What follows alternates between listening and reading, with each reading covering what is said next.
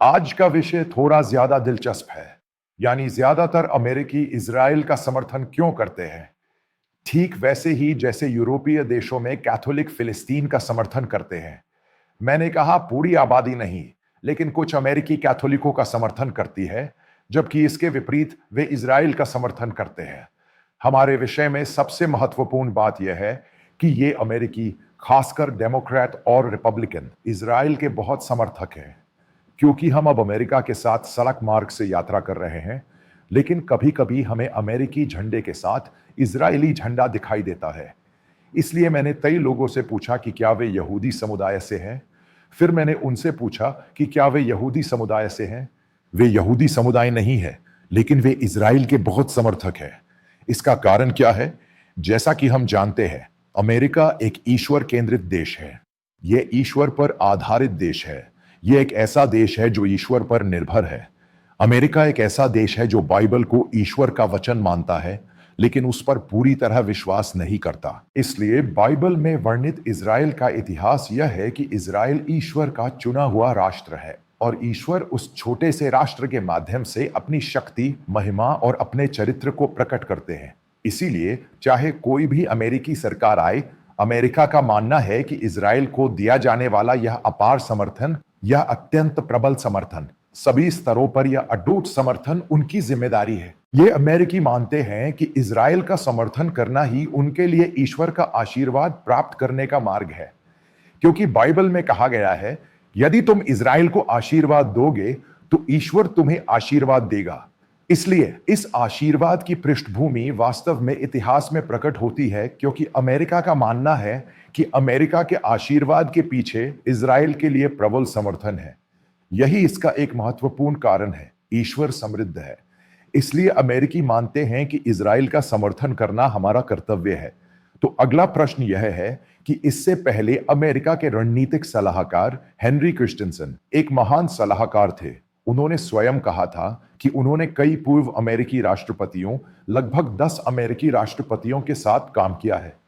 Henry Kissinger वो यहूदी थे। निक्सन ने खुद यही कहा था। उनकी किताब में एक घटना है जहां उन्होंने उन्हें एक सेमिटिक यहूदी कहा था। मैंने उनकी किताब में पढ़ा है कि ऐसे लोग भी थे, लेकिन कुछ लोग ऐसे भी थे जिन्होंने उनका समर्थन किया था। यही आपको समझने की जरूरत है। साहिब के समर्थन के बारे में वे यही कहते हैं क्योंकि वे अपनी निजी मान्यताओं पर आधारित है। कोई कहता है कि ईसाई धर्म के लोगों या बाइबल में विश्वास रखने वालों को इजराइल का समर्थन करना चाहिए, लेकिन हो सकता है कि उनके विचार इतिहास से अलग हो। लेकिन मैं समझता हूं कि सबसे ज्यादा समर्थन रिपब्लिकन राष्ट्रपतियों से मिलता है।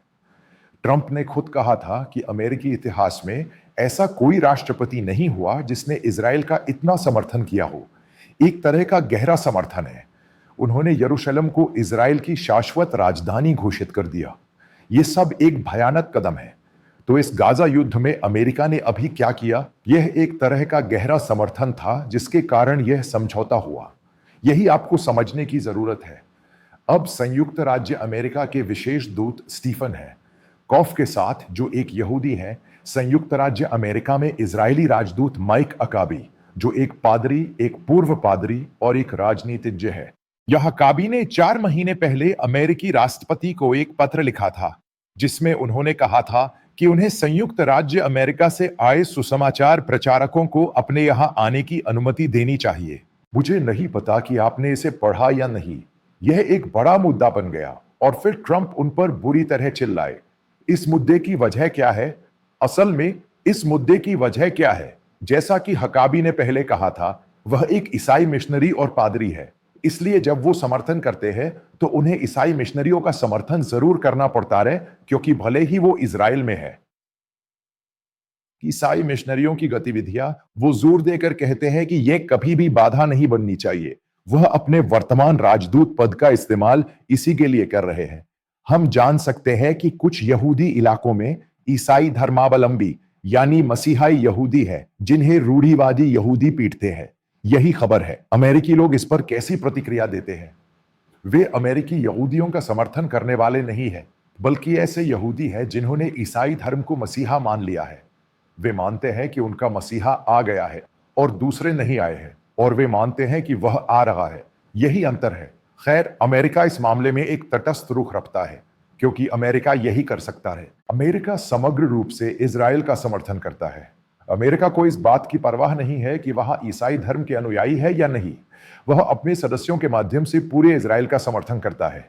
यह उसी तरह एक अंधा समर्थन है।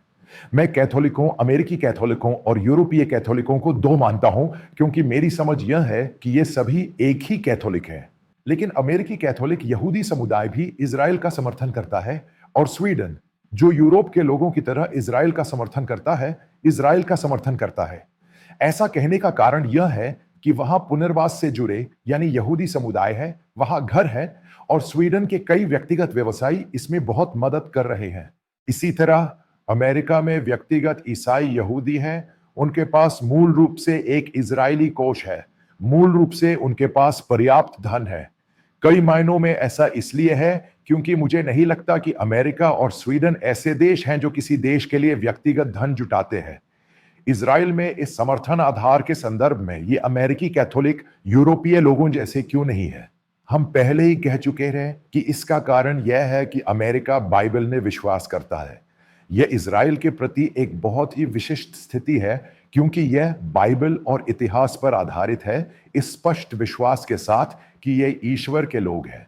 लेकिन यूरोप में इस तरह का ईसाई धर्म बहुत खराब स्थिति में है। अगर कैथोलिक है तब भी कई चीजें इसमें शामिल हैं, क्योंकि ईसाई मूल्यों के खिलाफ कई रुझान यूरोप में कैथोलिक समुदाय में है। ईसाई समुदाय में जो हो रहा है वह यह है कि उस संदर्भ में इजराइल का समर्थन करने की कोई आवश्यकता नहीं है, जिसमें वे अपने विश्वास को त्याग देते हैं या इसके साथ समझौता करते हैं। फिलिस्तीन में भी यही स्थिति है। विशेष रूप से इजराइल अलग नहीं है। वे फिलिस्तीनियों और इजराइल को एक सामान्य लोगों के रूप में देखने की कोशिश करते हैं, लेकिन अमेरिका ऐसा नहीं है। अमेरिका की स्थिति तब और अब एक जैसी है क्योंकि इजराइल उनका भाई है और वे उस भाई की रक्षा के लिए एक दिव्य वाचा में है। अमेरिका का मानना है कि यह अमेरिका का बिना शर्त समर्थन है। यही अंतर है, यह विश्वास है। अमेरिकी कैथोलिक, क्योंकि कैथोलिक ट्रंप प्रशासन में इसी प्रकार, जैसा कि एस्टेली कहते हैं, अमेरिका में अधिक रूढ़िवादी लोग हैं। मैंने देखा है कि उदारवादी इजराइल का समर्थन नहीं करते, इसलिए ये रूढ़िवादियों की तुलना में ईश्वर में अपनी आस्था का ज्यादा समर्थन करते हैं। वे समर्थन इसलिए करते हैं क्योंकि वे बाइबल में विश्वास करते हैं। उदारवादी भी यही कहते हैं। जब आप उदारवादी बन जाते हैं तो आप क्या मानते हैं? क्या आप बाइबल में अपनी स्पष्ट आस्था नहीं खो देते, या आप उदारवादी नहीं रह जाते क्योंकि आप अन्य मान्यताओं को स्वीकार कर लेते हैं या ईसाई धर्म में एक तरफा आस्था खो देते हैं? जब आप उदारवादी बन जाते हैं तो उनकी आस्था में अंतर ही इन उदारवादियों के इजराइल का समर्थन करने में झिझक का कारण बनता है। इसीलिए उदारवादियों ने उस समर्थन को कम कर दिया है। अब अगले विषय पर चलते हैं, इस दिवाली के बारे में, क्योंकि मैं इतने लंबे समय से अमेरिकी सोशल मीडिया पर नियमित रूप से नजर रख रहा हूं। वहां क्या रुझान है? राष्ट्रपति क्या कह रहे हैं?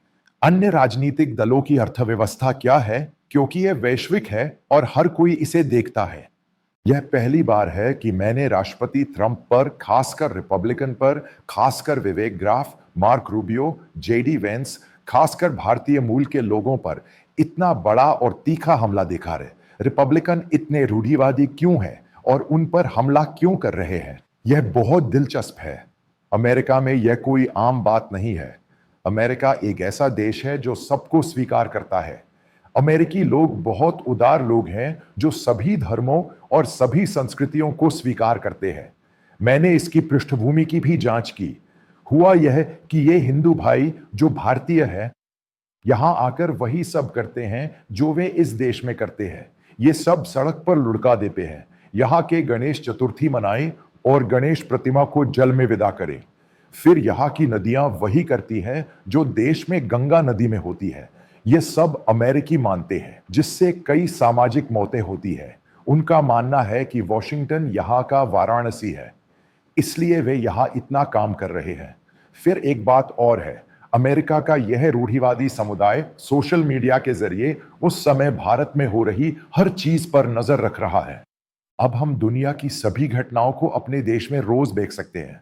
भारत में लोकतंत्र पर हमले, धार्मिक स्वतंत्रता का हनन, मानवाधिकारों का उल्लंघन हो रहा है।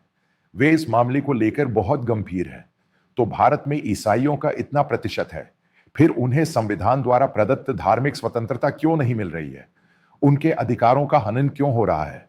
उस समय जो बड़ा सवाल बहुत गंभीरता से उठा था, वह बहुत गंभीरता से पूछा गया था। इसका एक कारण यह है कि दो अन्य 1% है। अमेरिका में 1% हिंदू है। अमेरिका उस 1% हिंदुओं के लिए क्या कर रहा है?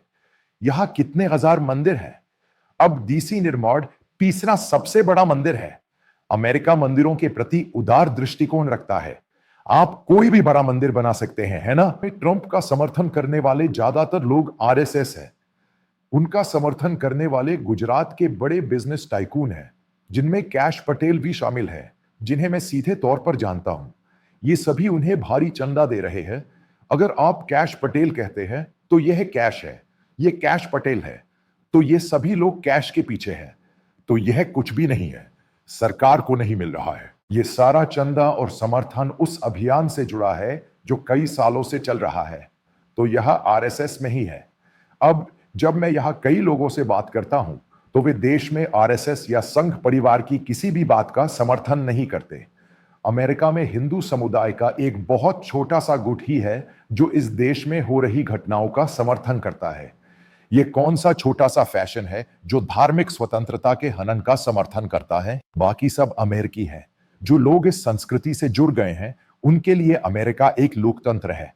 जो लोग मानते हैं कि भारत एक धर्मनिरपेक्ष देश है, उनके लिए इस तरह की किसी भी बात से भारत के प्रति फ्रांसीसी सरकार के रवैये पर कोई फर्क नहीं पड़ेगा।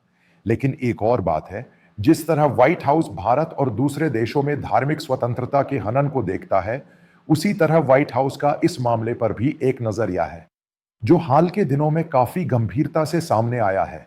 खैर, बहुत बहुत शुक्रिया। अच्छी बातचीत हुई। अब हम अगले विषय पर फिर मिलेंगे। बहुत बहुत शुक्रिया।